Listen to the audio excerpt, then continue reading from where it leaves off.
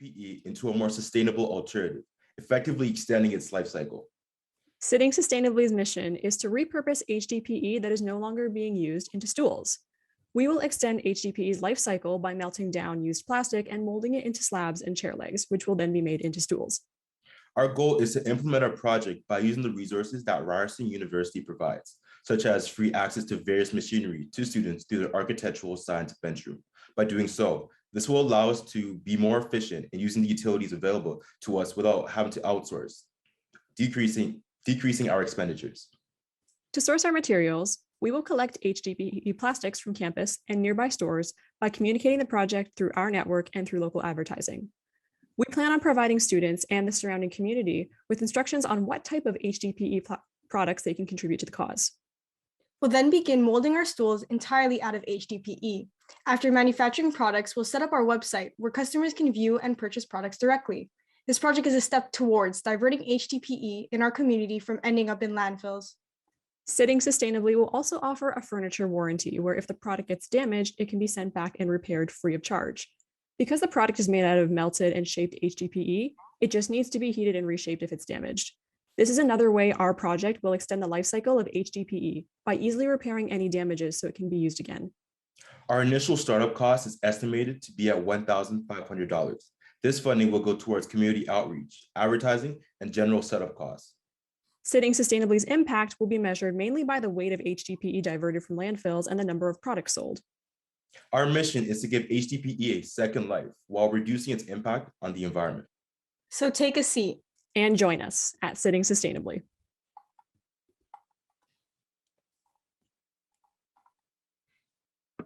Thank you. It is now time for the question and answer period. Judges, please submit your questions through the chat function at the bottom of your screen. Click on chat and use the drop-down to ensure you send your questions directly to me, Brittany Johnson, moderator. Your first question, how did you decide on stools as the object? So HDPE can be molded into a lot of different things, but we decided to go with stools because out of all furniture pieces, they were the simplest thing to go with. So other chairs may have like backs or armrests, and then tables are a lot bigger. So we just thought stools are easy because it's just a slab and then 4 legs. It's small and it's easy to transport. Next question, have you taken into consideration the environmental impact of converting HDPE to other forms? Yes, we have. So HDPE's melting point is 130 degrees Celsius. So it's a good temperature because it's high enough to be able to withstand harsh environmental climates, but it's not high enough to the point where melting it down is going to risk releasing any toxic fumes. What's the market for stools and the end user? Who is the end user? Yeah, so the end users are actually students or anybody else within the community who would like to buy our stools. Next question. Have you looked into how you would address contaminated or dirty plastics to ensure the material is ready to use? Yeah, so we plan to collect HDPE from around campus and then also have students who are going to clean out the plastic properly because we know that's a big issue with plastic recycling is a lot of plastics that are able to be recycled can't be because people aren't aware that they can't be recycled if they have residue on them. So like food residue or soap. And we also plan to communicate that when we advertise for people dropping off their HDPE that they no longer use of like what can be recycled and how to properly dispose of it. How much are you going to charge per unit? So we plan to charge $50 per stool. We believe in quality assurance. A lot of major manufacturing companies create stools and they price them at a reasonable price. However, we see that quality assurance is something important. And seeing how our product is student run, entirely sustainable, and all our money is going towards a good cause, we feel like it justifies the premium price strategy that we would have adopted.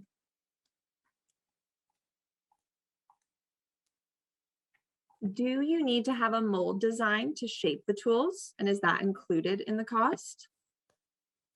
Yep, so it will need to be molded, but we do have access to the architectural science benchroom, which is a lab and workspace that's open to students at Ryerson 9 to 5, Monday to Friday, and they have all sorts of equipment available.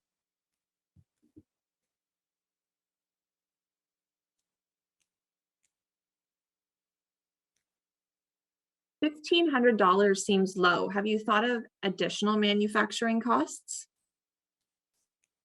We have thought about additional manufacturing costs, but considering that we'll be using the architectural science bench room at Ryerson University, which is free for students, we basically do plan to, I guess, raise our funding and everything as we go through our project and like, I guess, manufacture.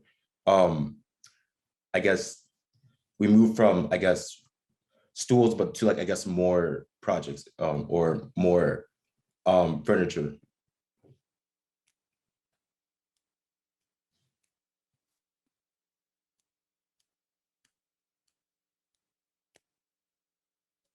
What is the current rate of production, and is there a plan to scale up?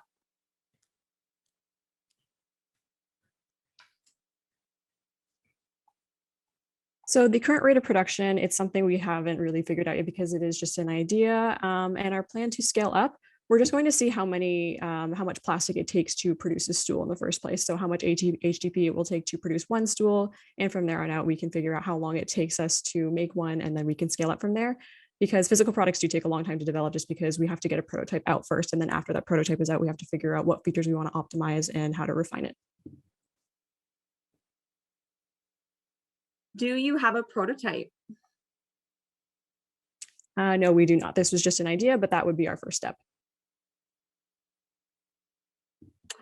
Have you looked into the full environmental impact of processing and manufacturing these chairs? Any metrics such as emissions saved or avoided?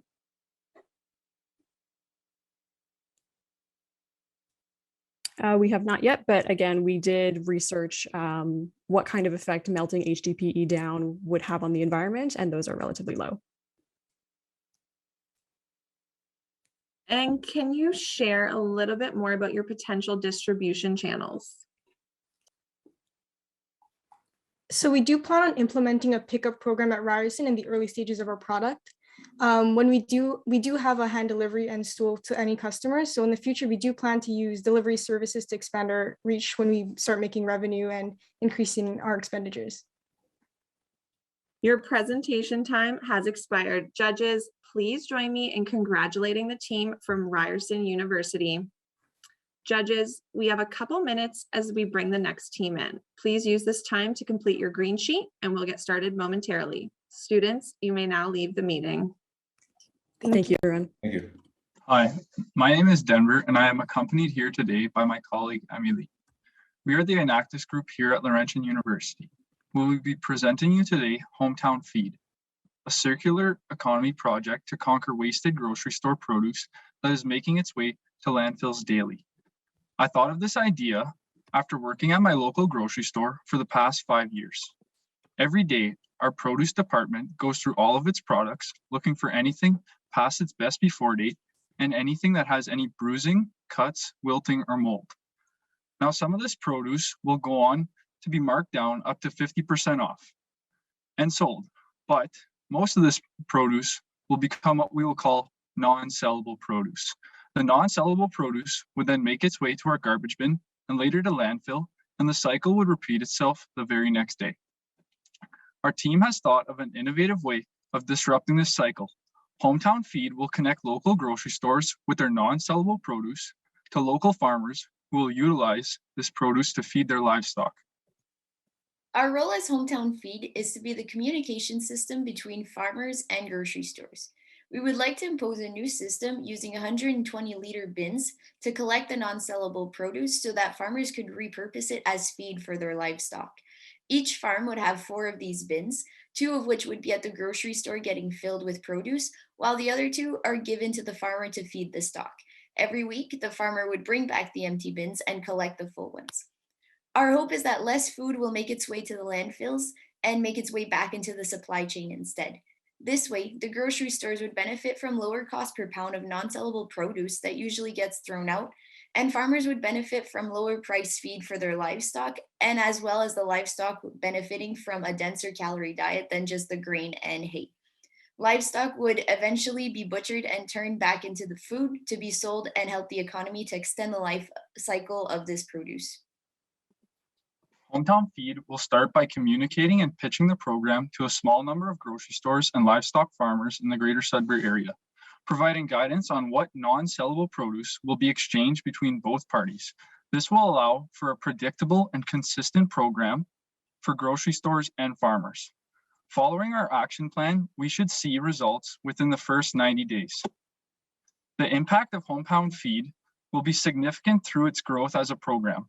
Scientists have proven that the decomposition of food waste releases methane gas, a greenhouse gas that is the equivalent of 25 times more potent than carbon dioxide.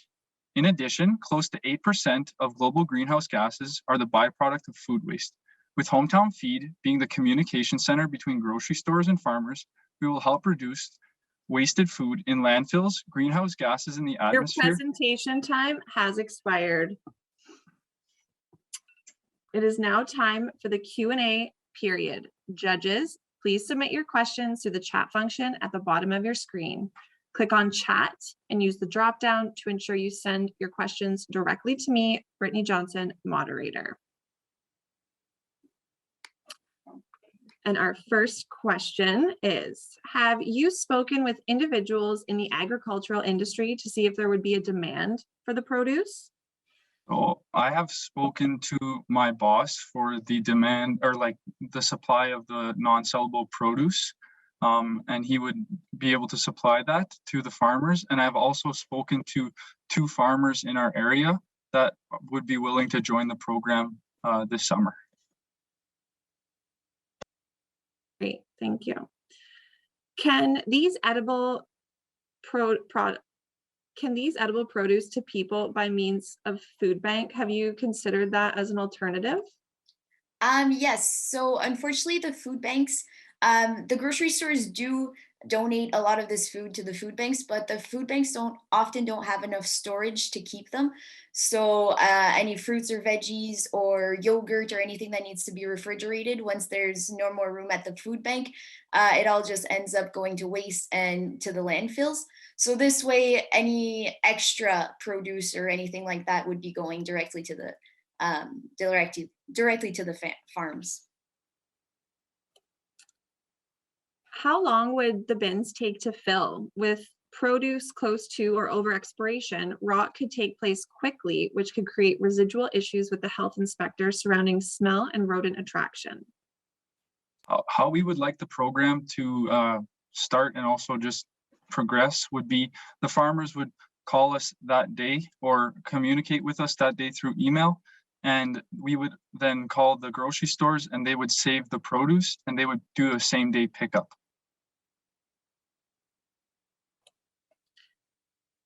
Do the farmers need to further alter the produce before using it as feed?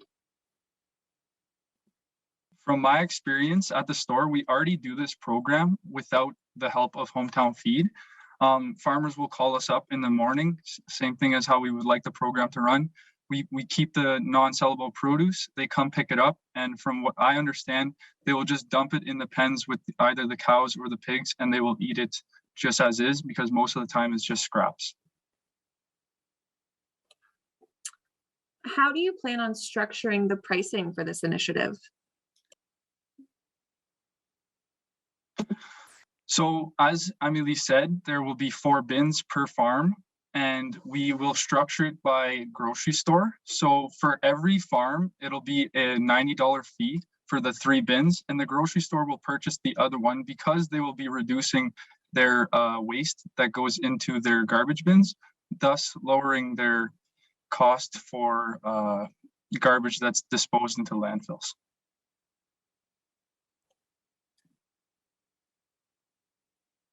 Is there any one point you really want to convey from the rest of your presentation that was cut off due to timing? No, we just had the conclusion left. We just wanted to say that it would help encourage a community, stronger connections in the community, as well as a stronger culture, and encourage sustainability.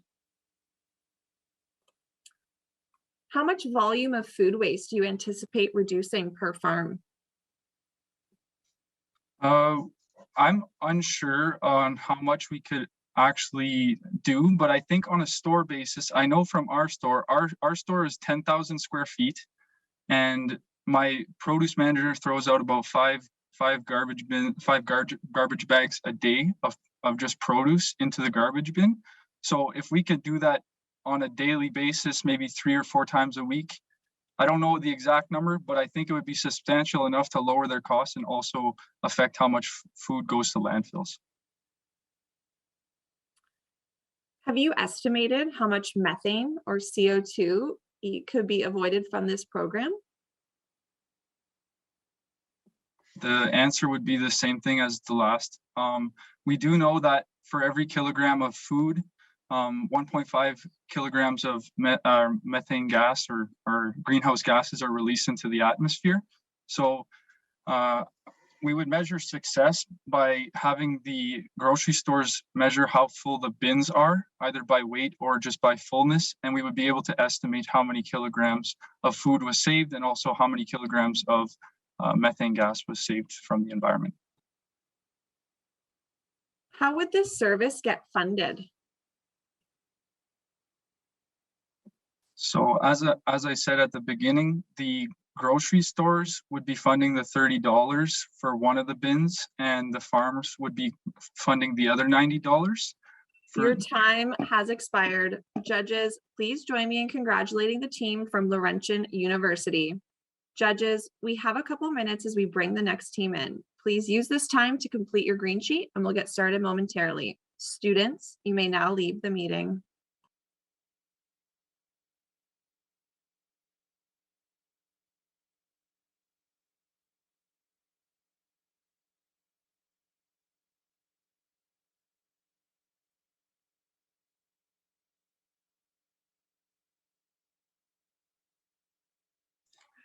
You really lay down the law when it comes to timing.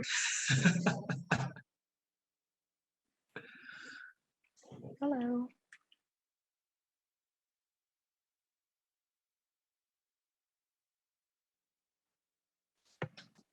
Happy Friday. Yes.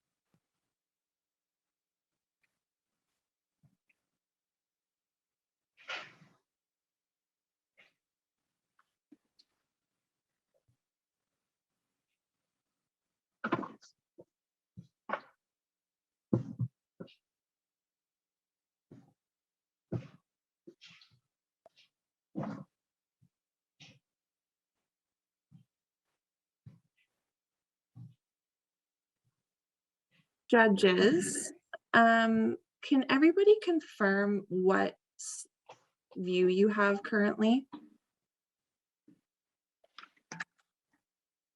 on the big slide?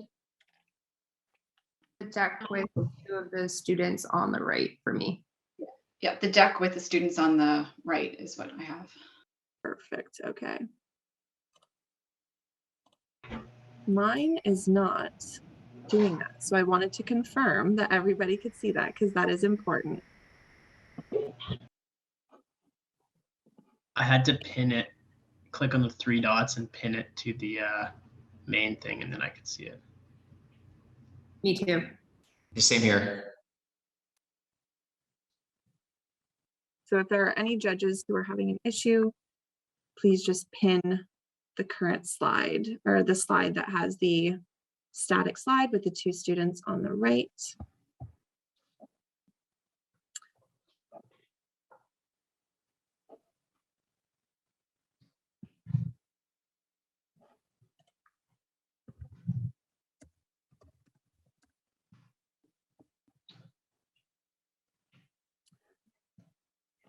Judges, please join me in welcoming the team from the University of Toronto, Mississauga.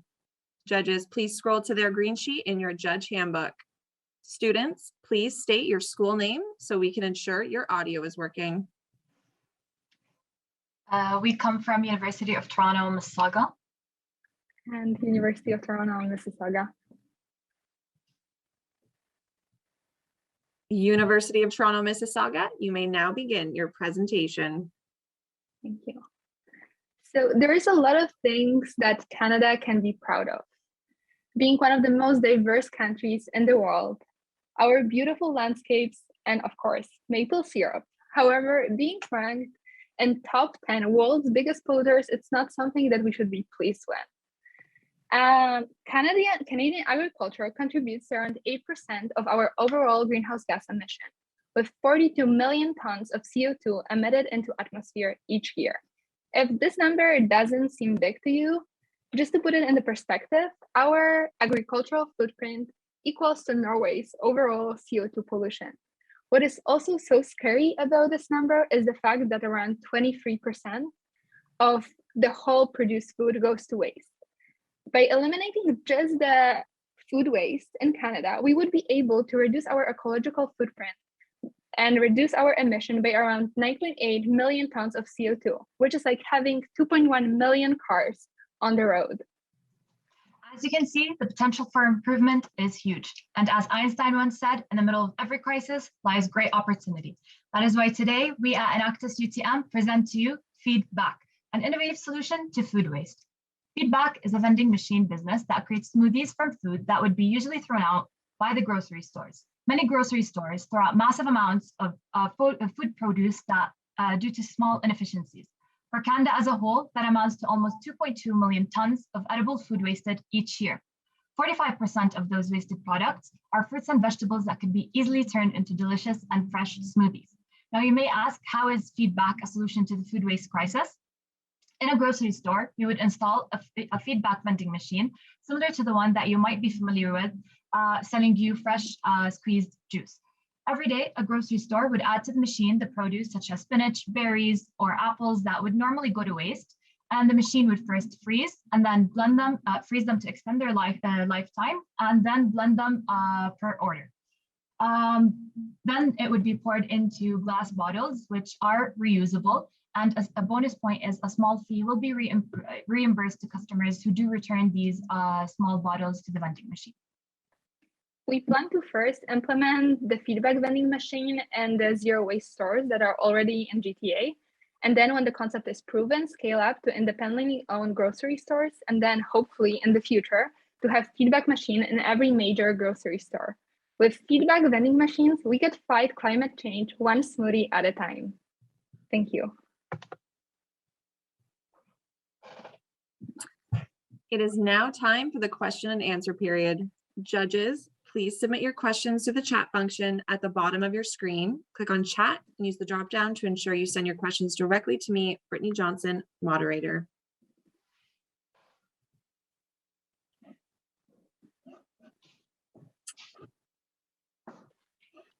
How much will the machine cost and how will you recover the cost for that? The expected cost of the machine, just like the basic vending machine, is between 5,000 to 10,000. However, we will need to implement some changes such as, implementing a freezer and then a blender into the machine. So we expect the cost to be around $50,000 per machine. We first want to fundraise and obviously get funding from different sources to create a pilot program to have one vending machine that would be placed in the grocery stores where we can get our concept proven. And then what we also plan to do is sell our technology.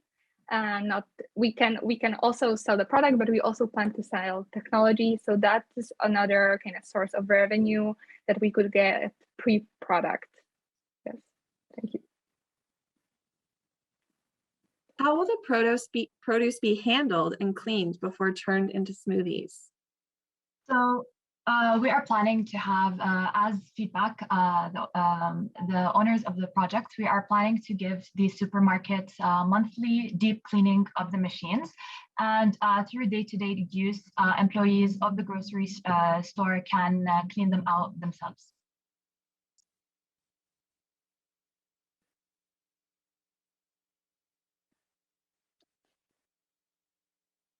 What are your funding sources? We are currently at the design stage.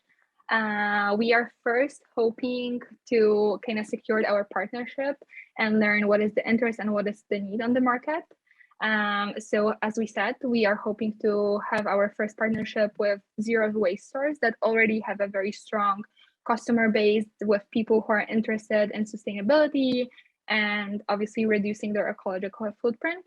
So first, we are focusing on the securing partnerships and having the concept proven. How would you manage food safety? What if no one buys smoothies for a while? How long would that produce be safe in the machine? So as for safety and sanitation, the machine itself has two compartments. One part will freeze the produce and blend them. The other part is actually the glass bottles, which the smoothie will be poured inside. So there will not be any cross-contamination since there are two different compartments. Also, the smoothie machine will be cleaned every single day and will have a deep cleanse every single month. As for the produce, it's going to be from the items that are like the excess produce for that day. It will be based on customer demand. So we will not produce more than what is needed. And if I may add to that, what is a great benefit of a smoothie machine is the option to freeze the produce. You can freeze actually almost any fresh produce. And then you can keep it frozen for even up to 3 months. And so that's a huge advantage. We don't have to worry about the food getting even bad. And obviously we're not talking about turning like rotten food into smoothies. We're just talking about food that maybe not have the right color, or maybe bananas that went just a little bit brown and just customers are not gravitating towards them. But freezing is our key element to keeping their lifetime a little bit longer and extending it to make the produce obviously safe. What is the smoothie price point? So for now, we have it as $8 per smoothie. And that $8 includes the $2 for the glass bottle. What is great is that since we are adding in the reusing glass bottles, if you once a customer orders and comes back, if they do return that glass bottle, then they won't have to buy it again. So it will just be at $6 per smoothie if you do reuse the glass bottle. What's the target market for smoothies? So at first, we want to target people who are interested in being sustainable and eco-friendly, as obviously that's something that our customer base will need a little bit more time to adjust, as it is a food waste smoothie. However, so first we want to target customers that already care about sustainability. But then in the future, every time you go to the grocery store, there is a coffee machine, there is a juicer. Your time has expired. Judges, please join me in congratulating the team from the University of Toronto, Mississauga. Students, you may leave the meeting. Thank you so much. Bye. We now have a scheduled break. Please ensure you are back at your screens no later than 1:58 p.m. Eastern when we begin the final 3 presentations. Please join me in welcoming the team from Nova Scotia Community College, Marconi. Judges, please scroll to their green sheet in your judge handbook. Students, please state your school name so we can ensure your audio is working. Nova Scotia Community College, Marconi. Nova Scotia Community College, Marconi. Nova Scotia Community College, Marconi, you may now begin your presentation. Okay. Half of post-secondary students face food insecurity. Half of all food in Canada is wasted every year. What if we could solve one problem with the other? Good afternoon, everyone. My name is Sam Ferguson. This is Destiny Tobin, and today we are here to present Full Circle Cuisine, a program we hope to launch at our campus. We analyze the needs in our community to better determine what project would most positively impact our campus. That investigation led us to the topic of food waste and food security. Food insecurity is a very prominent issue on our campus, and many students are failing to meet their nutritional needs on the daily. With 8% of worldwide gas emissions coming from food waste, Full Circle Cuisine will take organic waste from compost bins used to make a fertilizer. And at launch, our goal is to take 25% of our campus's food waste and compost it on site. The fertilizer will be used for new campus gardens that we will establish during the summer months. Once students return to campus in September, the gardens will be fully grown, and we will use the produce to create take-home meal kits for the students, particularly the ones facing food insecurity. The kits will contain ingredients to create healthy, plant-based meals that they can cook at home. Not only does this project help combat food insecurity, but it gives discarded food scraps a second life, reducing greenhouse gases. Research shows that food waste produces 56 million tons of carbon dioxide equivalent emissions in Canada. Food in landfills also create methane gas, which is 25 times more damaging to the environment than carbon dioxide. By collaborating with the carpentry program on campus, we plan to build raised beds in a collapsible greenhouse that will protect the garden from weather and epidite growth. Once we begin to harvest the garden, we will work with the culinary students to develop instructional recipe cards that will teach students how to cook full meals using the ingredients in the kits.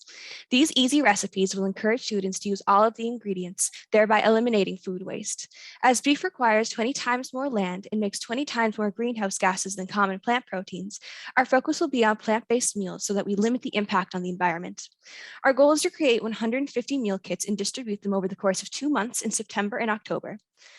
As we are in the interest of being 100% sustainable, upon launch, we plan to package the product in small compost bins, then pivot to biodegradable paper bags.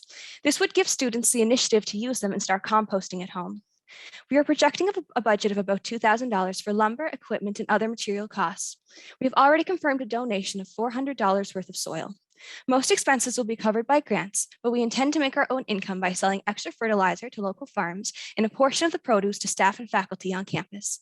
Thank you for giving us the opportunity to present our project as well as having us here today. We are very excited to see where this project takes us. Thank you. It is now time for the question and answer period. Judges, please submit your questions through the chat function at the bottom of your screen. Click on chat and use the drop down to ensure you send your questions directly to me, Brittany Johnson, moderator. What is the cost per meal kit?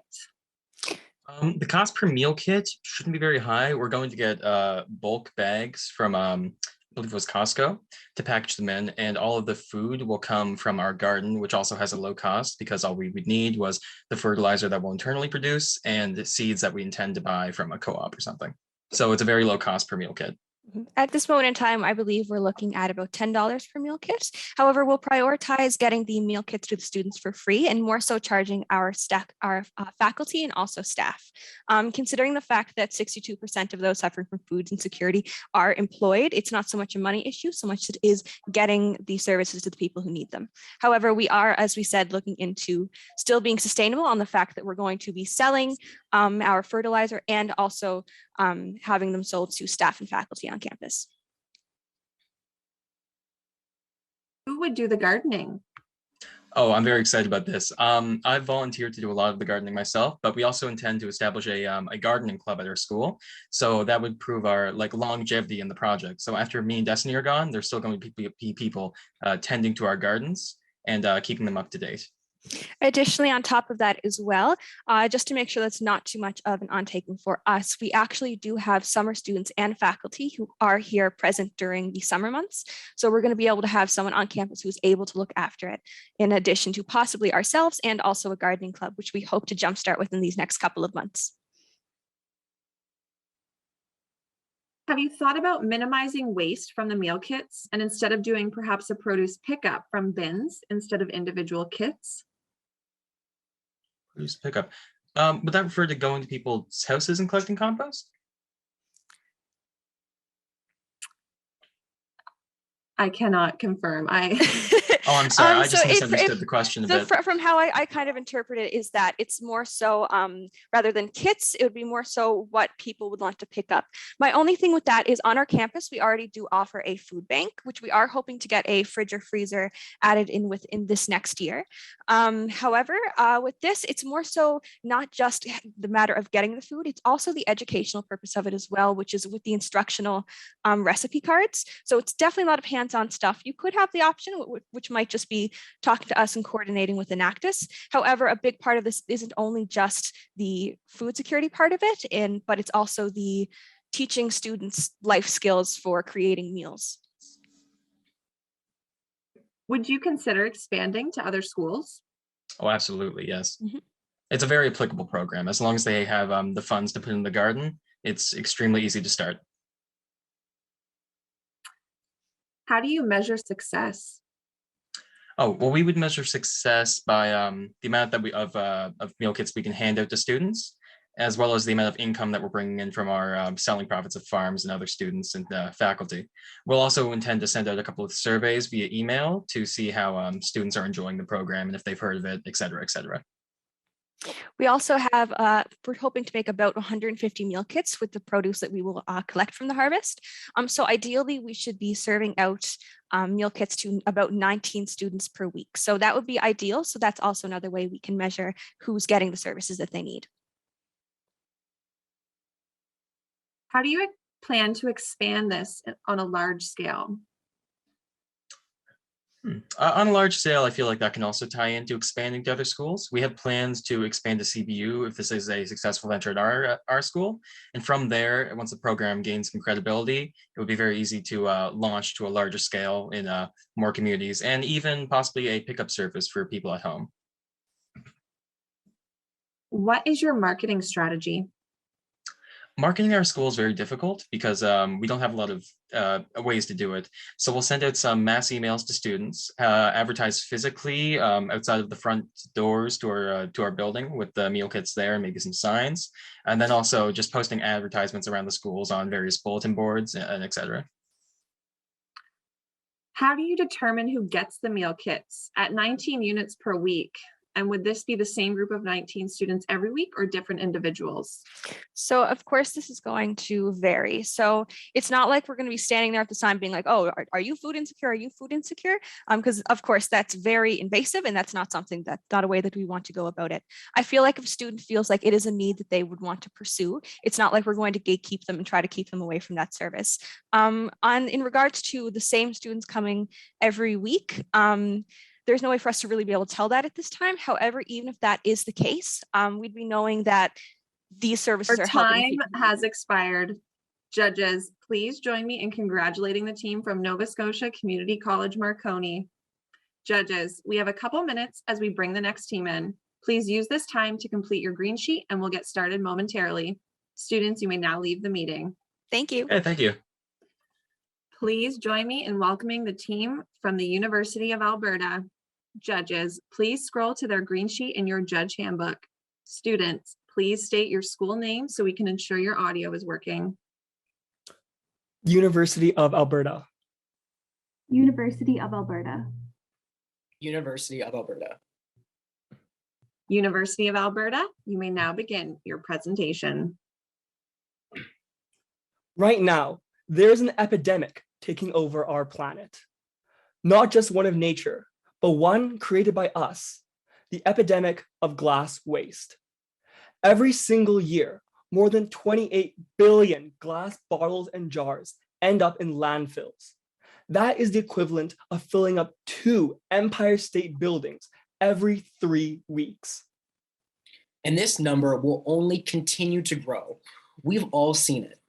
Now, many companies have shifted to using glass packaging in hopes of lowering plastic waste. It is estimated that it takes 1 to 2 million years for a glass bottle to decompose in the environment, and that's even longer in a landfill. Here at Glass Loop, we believe that one man's trash is another man's treasure. By turning glass waste into sand-like cullets for a variety of uses, we can close the recycling loop with a truly sustainable end product. Currently, sand is a high-value industrial ingredient in the development of infrastructure, increasingly harvested from beaches and riverbeds around the world, irreversibly tearing apart ecosystems. By converting glass waste into glass-like cullets, we aim to become a sustainable replacement of sand harvesting, transforming trash into an industrial treasure. Now that we have our vision laid out, what about our plan? Well, our first step is diversion, with the idea of diverting glass waste away from landfills to our own warehouse. We will be primarily reaching out to recycling plants and bottle depots. Now, the second step is cleanse, named for the process of washing away impurities and contaminants from the glass waste, separating unusable material from the future grinding process. The third step is process. At this stage, we will transport the now clean glass to the next stage of processing, where we will insert the glass waste into our hammer crushers. These will spin until the desired size is achieved. The fourth step is categorization. This stage will separate the glass cullets into various size options. The glass sand will be sold in bulk to customers, depending on their own business needs. Our communal impact will be measured through the amount of glass waste diverted from municipal landfills, as well as the number of partnerships we establish. Our global impact will be through monitoring highly harvested coastlines and riverbeds by partnering with conservationist and geological research institutions. We have estimated our current budget at $38,000 per month, which covers the costs of rental space, employee wages, machinery, advertising, and selling and administrative costs. Through Glass Loop and its efforts, we can finally view the future as glass half full. Thank you. It is now time for the question and answer period. Judges, please submit your questions through the chat function at the bottom of your screen. Click on chat and use the drop-down to ensure you send your questions directly to me, Brittany Johnston, moderator. Who is the end customer? I would say our end customer is most likely going to be companies that deal with, constructing the infrastructure. So construction companies, companies that are helping with the roads, companies that use sand kind of most of their materials. So I would say most of it is not the consumer. I would say it is the supplier before it gets to the consumer that uses the products.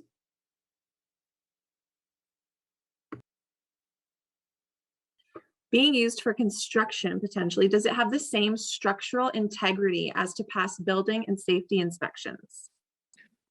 So based on our preliminary research that we have done, we actually found that using ground glass as a substitute for regular sand that you would get from coastlines, it actually achieves greater strength than traditional sand that is used in concrete. So not only do we get a superior end product in construction for the construction industry and the building industry, but we also create, of course, a sustainable and circular system within this vital industry. How did you arrive at the monthly costs? So the monthly cost was broken down into 5 key categories, the first being building rent. We approximated that it would take $5,500 per month for a 5,000 square foot facility in Edmonton. The second of our costs was for the glass hammer crushers themselves, which we approximated at $1,200 per machine, and we would require 5 machines, leading to an end cost of $6,000. Third would be our employee wages, which would be $800 a day for 5 employees. Number 4 was selling, administrative, and general costs, which was $2,000 per month. And lastly, marketing, which included our social media and traditional flyers at $800 per month. We believe that all these numbers reflect the feasibility and reflect our desire to reach our end goal in a timely manner. Given the high cost, how do you plan on being funded?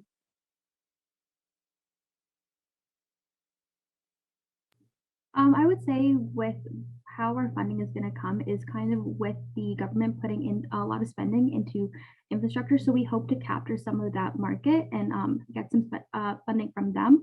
as we'll be helping in the construction of a lot of these roads and infrastructures. So we would hope to get some funding from them. Are there negative long-term environmental impacts to using ground glass versus natural sand that you're aware of? I'm not aware of any long-term negative effects. We see it as our company being a net positive for the world.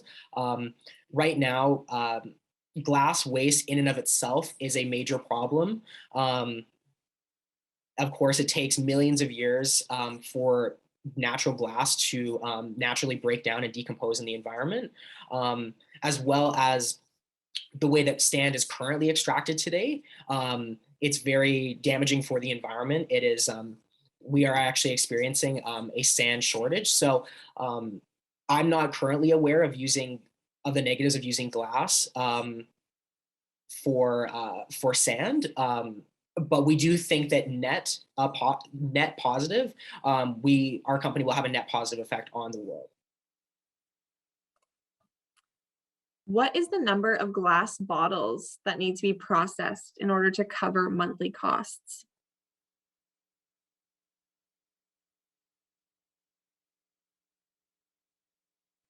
I would say, well, a lot from the beginning, a lot of our glass bottles are going to be coming through.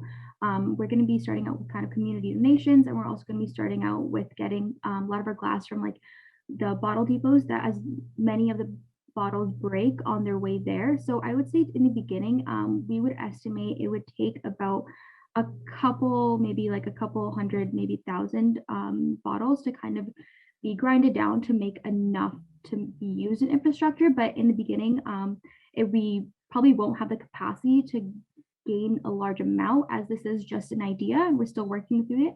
But we hope to eventually work our way to be able to get a couple thousand bottles. What would you need to do to get government or regulatory approval for the use of the material in structural and other uses?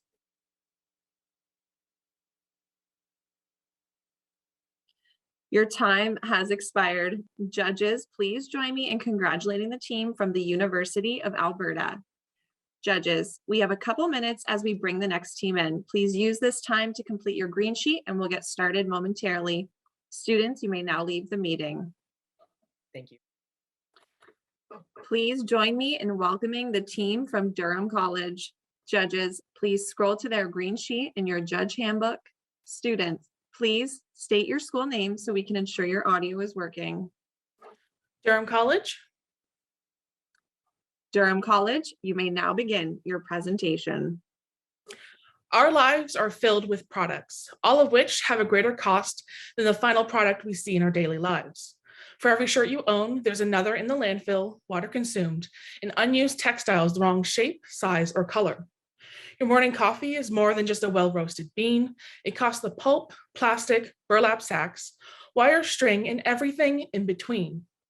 The final product ends up in our daily lives, and the rest is tossed into the landfill as waste. But is it really waste, or a resource waiting to be circled back into our economy? In North America, we produce over 10 million tons of fashion waste, from discarded clothing to unused textiles. As much as 30% of material on a construction site, including wood, bricks, and glass, can end up being discarded. Now look around you. How many products do you see that use wood, small-sized textiles, or have a fabric fill? How many small businesses are switching to burlap packaging? Back-end connects businesses to resources and materials for their own production that normally would be discarded by another business. Through an information platform and the support of the back-end team, businesses will be able to learn about the circular economy, identify and acquire material, and sell their own excess resources, all for a subscription or service fee. Back-end aims to go beyond in-house solutions and industry-specific ideas to create circular communities, to divert waste from landfills and extend the lifespan of products, mitigate the need for new materials entering our production systems, and reduce the production costs for businesses and increasing overall profits. Here is an example. A local construction company specializing in landscaping has an excess of wood resources after its weekly projects, approximately 150 cedar cutoffs, varying from sizes of 5 inches to 2 feet. Cedar, used in the manufacturing of dressers and storage, is a resource a local furniture maker would actively be in need of, and in many cases, purchasing new. Through the back-end platform, these two businesses can now benefit from each other. The construction company reduces its waste and costs associated, and the furniture maker obtains a key material. Already on our platform, our team works with the furniture maker to identify resources from their own production that can be circled back into the community. In their case, fabric, thick, durable fabric. This information is now accessible to other businesses on our platform, perhaps a clothing company making gloves for construction workers, or unwoven move-in blankets for furnishing and equipment. There will always be a cost associated to the products in our lives. Your morning coffee will never just be a well-roasted bean. The future is circular. Let's reduce waste and get those resources back in.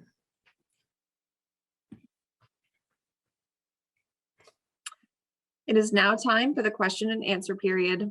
Judges, please submit your questions through the chat function at the bottom of your screen. Click on chat and use the drop-down to ensure you send your questions directly to me, Brittany Johnston, moderator.